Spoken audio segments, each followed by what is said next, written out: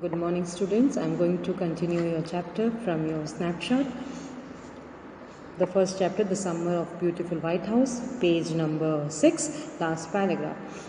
That may be all right for you, a city dweller, to say, John Byro said, but what of my Syre? What good is a Syre without a horse? Pay no attention to it. My uncle Khusro rode. I walked 10 miles to get here, John Byro said. You have legs, my uncle Khusro shouted. My left leg pains me, the farmer said. Pay no attention to it, my uncle Khusro roared. That horse cost me $60, the farmer said. I spit on money, my uncle Khusro said.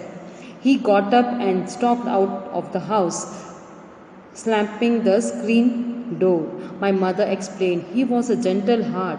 He said it is a simply that he is a homesick, and she said that it is simply that he is a homesick and such a large man.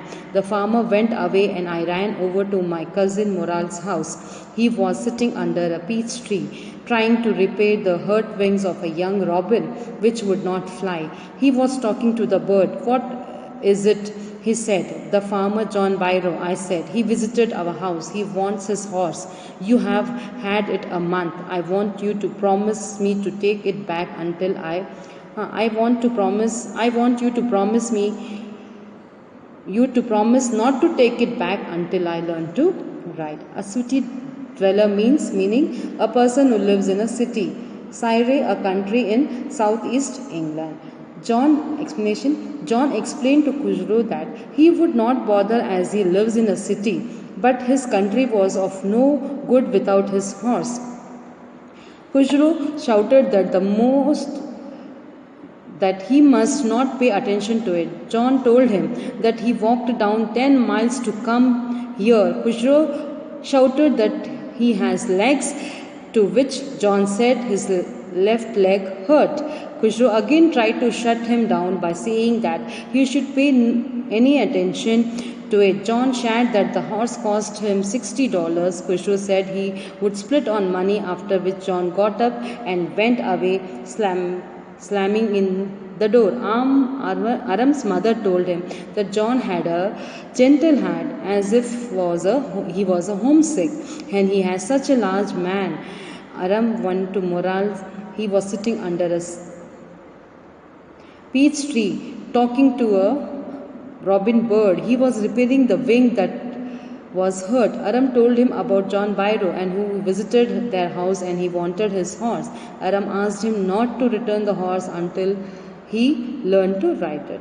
अब इन stanza में यहाँ पर uncle Khusro ने कैसे John बायरो को सारे जवाबों का गुस्से में चिल्लाकर कहा कि कोई अटेंशन पे करने की ज़रूरत नहीं है। जैसे ही उन्होंने कहा कि पैसे की उनके लिए लाइफ में कोई अहमियत नहीं है, तो वो जॉन बायरो वहाँ से उठ गए और गुस्से में वहाँ से निकल गए। और अरम की मदर कहती है वो होम सिक है, अपने देश की उनसे याद आ रही है।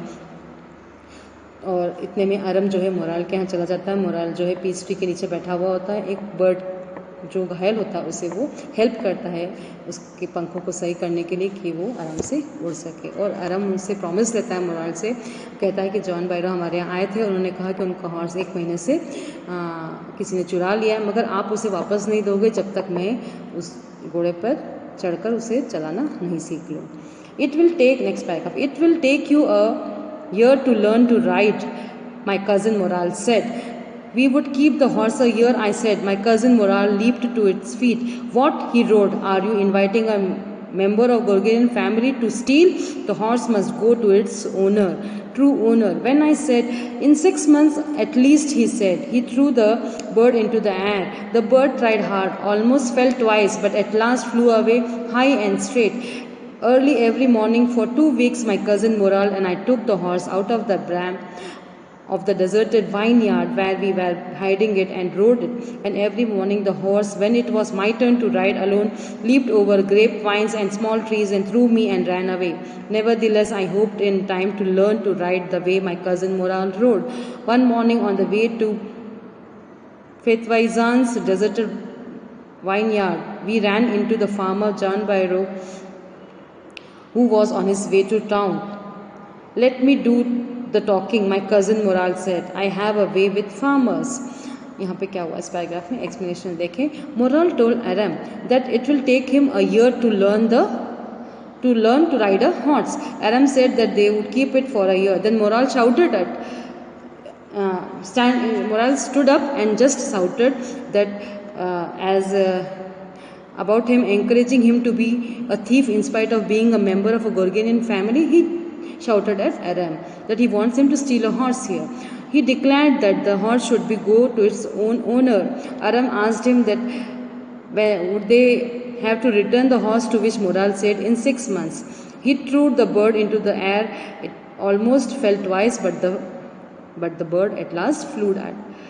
For the next 2 weeks, they both took the horse out of the vineyard, and they rode. He threw the bird. Whenever it was a turn of Aram, the horse did the same thing. What it did, it threw Aram and ran away whenever he tried to ride on the horse.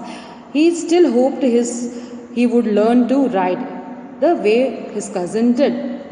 Once on the way to the deserted vineyard to hide the horse again, when they were on the way, they met John Byro, who was on his way to town. Moral insisted on talking to him as he had a way with farmers. Now, what was the conversation between Moral and Byro? We can see here in the next paragraph. Good morning, John Byro, my cousin, Moral said to the farmer. The farmer studied the horse eagerly. Good morning, son of my friends, he said. What is the name of your horse? My heart, my cousin, Moral said in Armenia.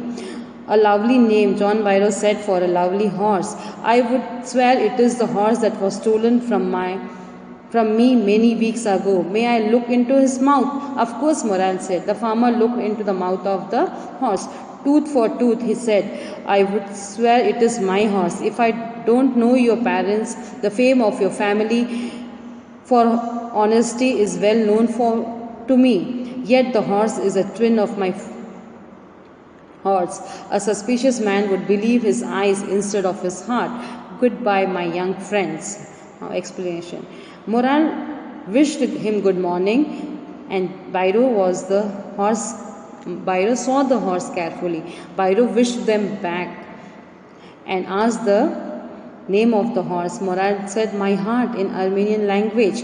Byro complimented that it was a lovely name for a lovely horse. He swore that it was his horse that was stolen a week ago. He asked them that he could look into his mouth. After looking what he said, tooth for tooth, it said it was his horse. If he did not know his parents, he said that the horse was a twin of his horse. He further said that his family is all known for his honesty, but the horse looks just like one he lost. A man who is suspicious would easily believe his eyes and not his heart. He wished them and went away. Now, good day, John Byro, my cousin, Moral said. Early the following morning, we took the horse to John Byro's vineyard and put it in the bram. The dogs followed us around without making a sound. The dogs, I whispered to my cousin's Moral. I thought they would bark. They would at somebody else. He said, I have a way with dogs. My cousin Moral put his arms around the horse, pressed his nose into the horse's nose, patted it, and then he went away. That afternoon, John Byro came to our house with his sire and showed my mother that the horse that had been stolen had returned. And I do not know what to think, he said. I do not know what to think, he said. The horse is stronger than ever, better tempted too. I thank God. My uncle Kujro who was in the parlor, became irritated and shouted, Quiet, man, quiet. Your horse has been returned. Pay no attention to it.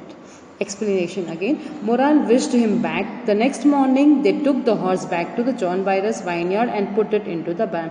We have seen the last stanzas in the last paragraph. हमने देखा कि last paragraph में John बायरो कैसे उन्हें intent कर देता है, कहता है कि मैं आपकी फैमिली को जानता हूँ, आपकी फैमिली जो है, आपकी ट्राइब जो है ऑनेस्टी के लिए मानी जाती है, इसलिए उन्होंने कहा कि मैं ऐसे मानता हूँ कि आप मेरे ही हॉर्स का ट्विन हॉर्स है, और उन्हें समझा देता है। और अगले दिन ही ये लोग जाकर जॉन बायरो के यहाँ पर वो हॉर्स रख कर आ जाते हैं। The next morning they took the horse back to the John Byro's vineyard and put it into the bram. The dog followed them around without making any sound. Morrel replied that they would have bark at them since he had a way with dogs. Morrel put his arms under the horse. Then pressed his nose into the horse's nose. He patted him and then they went away. The same afternoon, John came to Aram's house in his surrey and showed his mother his horse that returned. He said he did not know what to think as the horse is much stronger now with a better temper. He thanked God. Uncle Khusro, who was sitting in the parlor, again shouted irritatedly and said, "Quiet, man, quiet. Your horse has been returned. Pay no attention to it." Okay. Now your chapter has been completed. Hope you have understood what the author wants to say in this chapter. Hope you have understood the chapter. The Summer of Beautiful White House, written by William Saroyan. Thank you.